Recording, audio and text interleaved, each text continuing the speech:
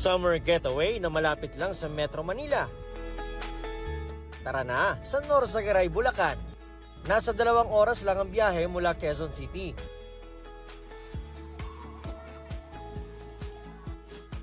Isa sa mga dinarayo dito ang Lawasan River. Dito raw nag-outing tuwing tag-init ang pamilya ni Rona May na mula Balagtas, Bulacan. Ilog po, ilog kasi malinaw, mas malamig ang tubig at walang bayad.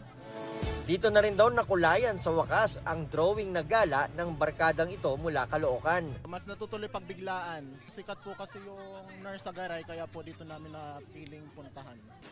Mapabata o matanda, sige lang sa tampisaw sa malinaw at malamig na tubig. Pero hindi rin papahuli ang mga fur baby. Sinama ko po yung mahal na mahal kong mga alaga kasi kawawa, sobrang init sa bahay.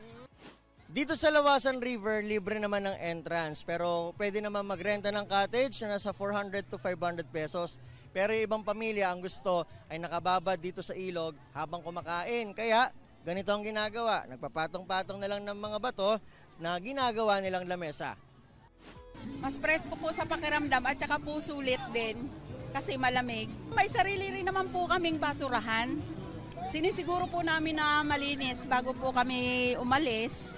Hanggang tuhod lang ang tubig dito sa ilog. May ilang bata naman kaming nakitang tumatalon mula sa tulay. Ipinagbabawal daw ito dahil lubhang delikado. Nag-iikot naman ang mga may-ari ng mga nagpaparenta ng cottage para tiyaking ligtas ang kanilang mga customer. Alang lifeguard dito dahil na napakababaw nga ng tubig dito. Yung mga magulang naman, yung mga batang maliliit, sabi ko babantayan nila.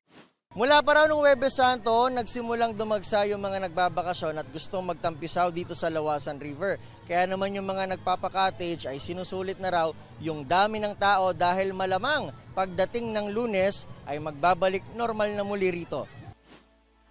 Para sa GMA Integrated News, Nico Wahe, nakatutok 24 oras.